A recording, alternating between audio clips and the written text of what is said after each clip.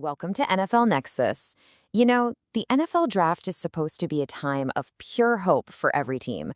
But for the Denver Broncos this year, well, it's defined by one word: pressure. See, they don't have a first-round pick. That means their entire draft strategy, all their hopes for a game-changing rookie, it all hinges on a single choice, deep into day two. So in this explainer, we are going to decode Denver's most pivotal pick, number 62. We're going to unpack what the experts are saying, how it could totally shake up the current roster, and why, when you get right down to it, it's all just one big, fascinating puzzle. Let's get into it. For anyone in Broncos country, you can pretty much just forget about day one of the draft. The real action, the main event, it all begins with pick number 62. By trading away their first-round selection, they've turned this late second-rounder into something so much bigger. It now carries all the weight, all the scrutiny, and all the immense pressure of a first-round pick. This is the spot where Denver has to find a difference maker, a player who can come in and contribute from day one. Really, the front office's ability to find that blue-chip talent without a blue-chip pick, that's what's going to define the success, or, well, the failure, of this entire draft class.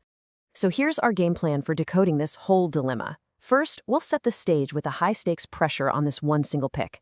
Then, we're going to dive into what the experts are thinking, looking at a potential high-value steal versus the big debate over adding some offensive firepower.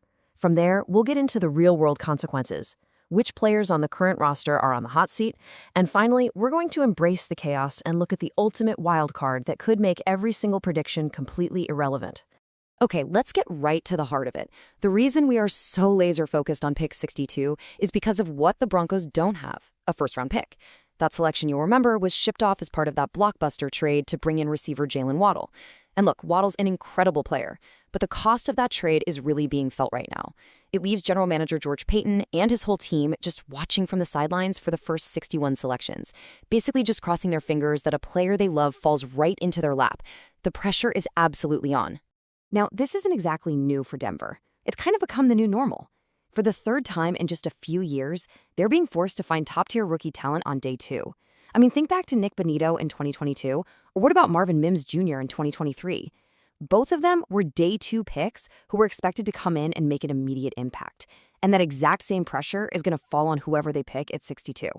So the mission is crystal clear.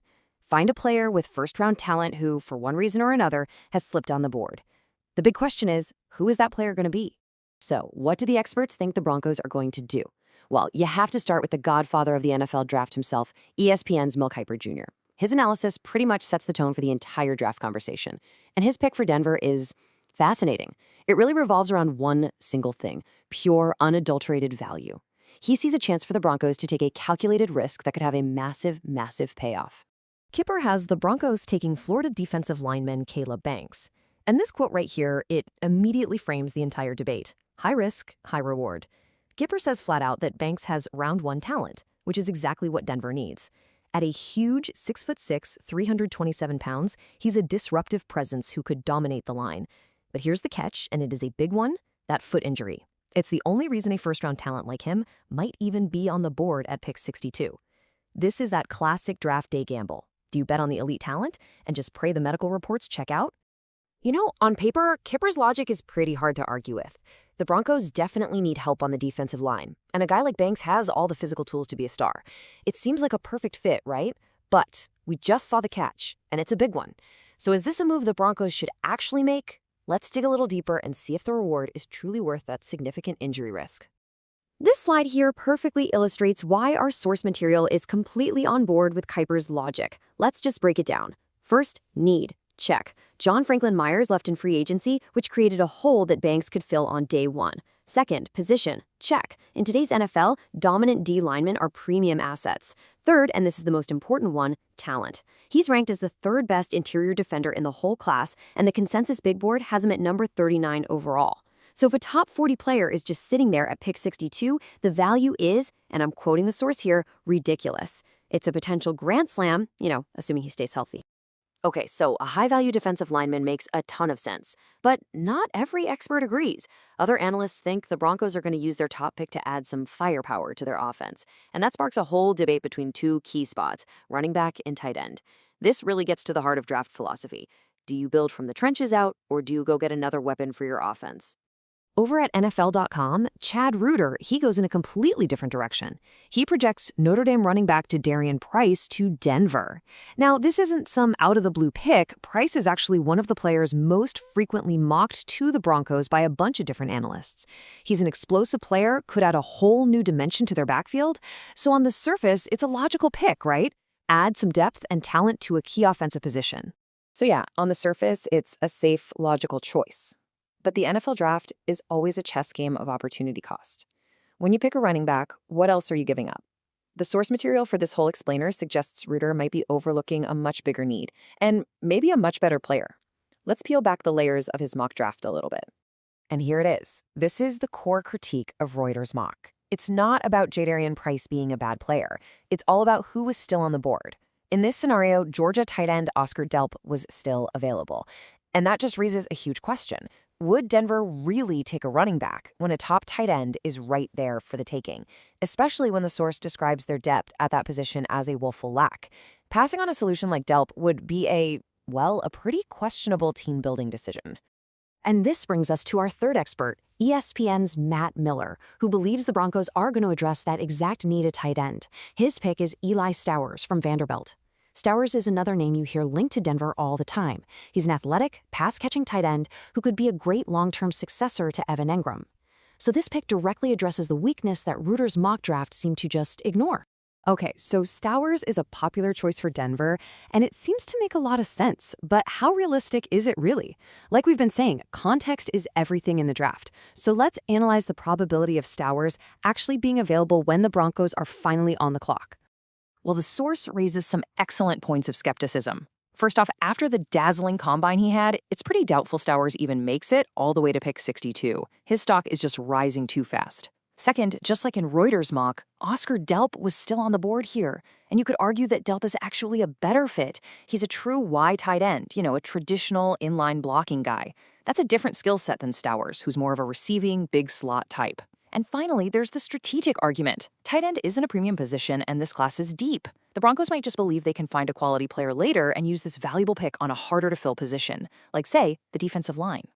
So let's just hit pause for a second and summarize this whole expert debate. You've got Mel Kiper Jr. championing Caleb Banks, the high-value, high-risk D-lineman. Then you have Chad Reuter going with running back Jadarian Price. But that pick is pretty questionable with better talent at a bigger need still on the board. And finally, Matt Miller targets tight end Eli Stowers, but he's probably not even going to be available at 62.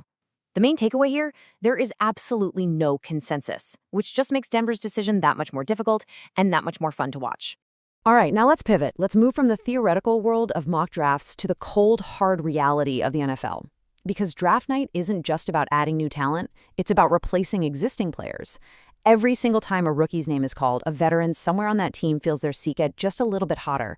We're going to connect these prospects to the jobs of current players and look at the very real ripple effect of the draft inside the Broncos locker room.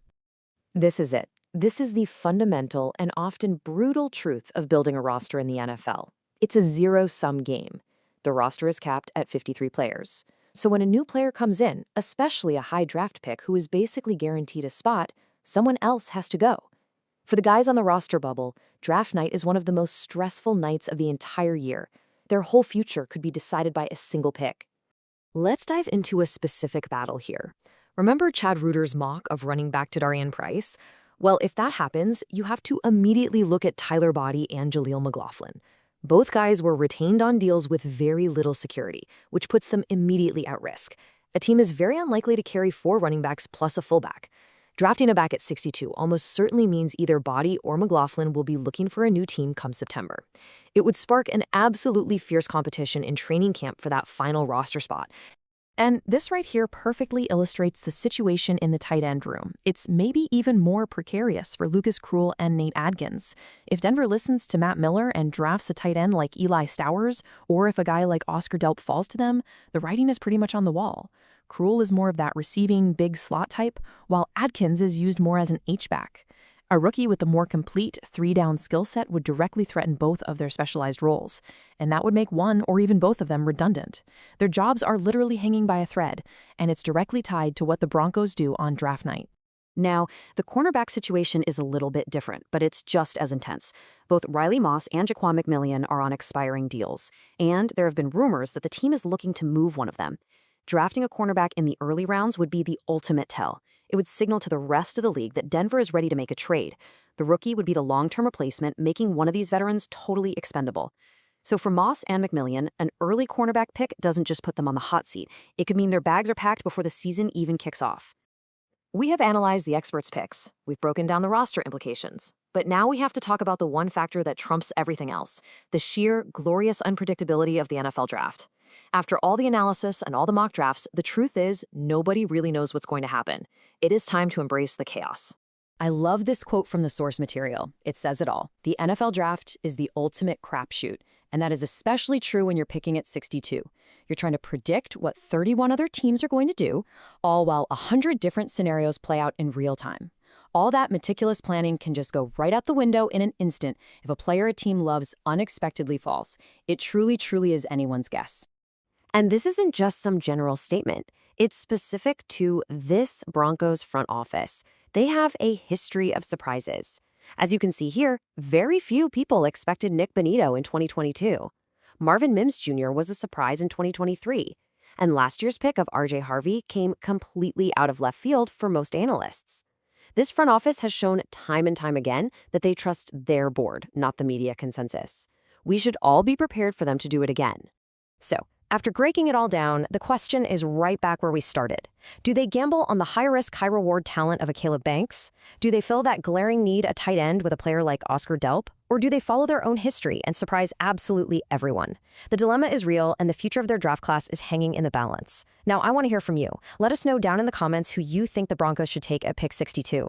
If you enjoyed this breakdown, please make sure to like and subscribe to NFL Nexus for more explainers just like this one. And hey, if you're looking for a fun way to share your love of the game with the football fans in your family, you can help support the channel by purchasing our custom coloring books. They're perfect for kids, grandkids, and hey, even adults. You can find the link down in the description or by scanning the QR code on your screen right now. Thanks for watching.